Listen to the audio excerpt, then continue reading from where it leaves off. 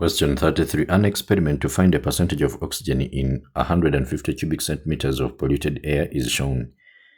We have the apparatus here, and they are telling us that the apparatus is left for 1 week.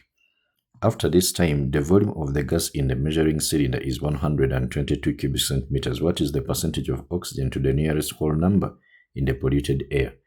Now, when you look at this one here, oxygen can dissolve in water. So if there is any oxygen in the air that is here, it is going to dissolve in this water.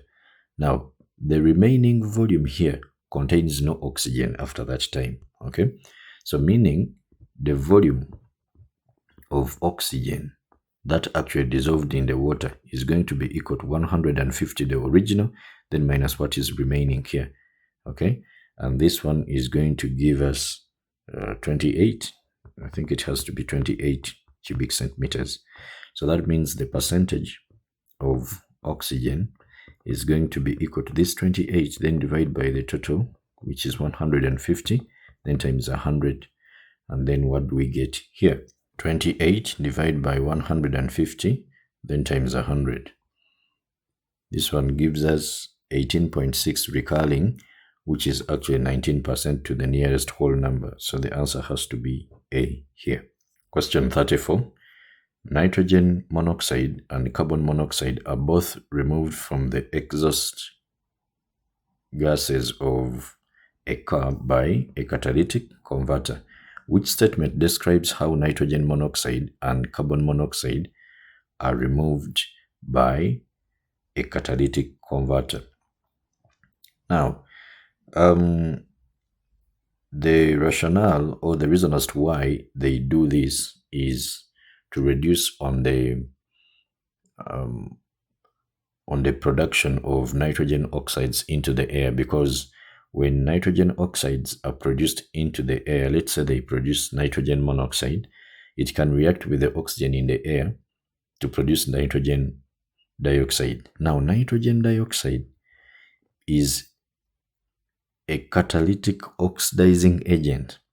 It oxidizes sulfur dioxide in air, and sulfur is an impurity in these fossil fuels. So it is also produced sulfur dioxide. Now, when these ones reach in the air, they are going to react.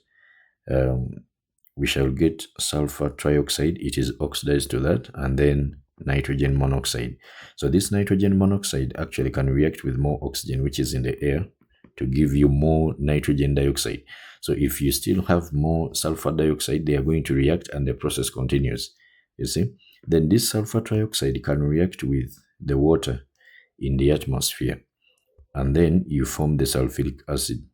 Okay, so this sulfuric acid actually, which is formed here, is the so-called acid rain.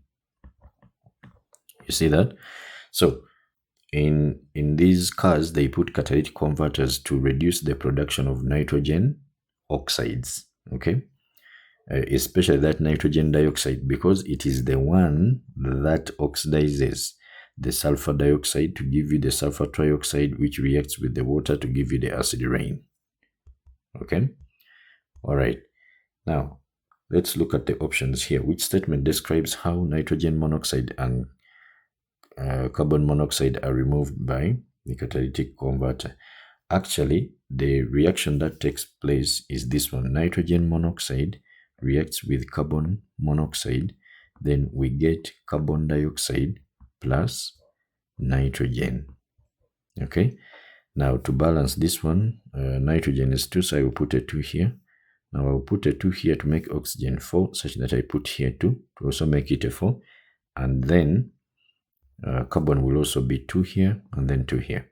So that is the reaction actually that takes place. So we see carbon monoxide oxidized to carbon dioxide and nitrogen monoxide reduced to nitrogen.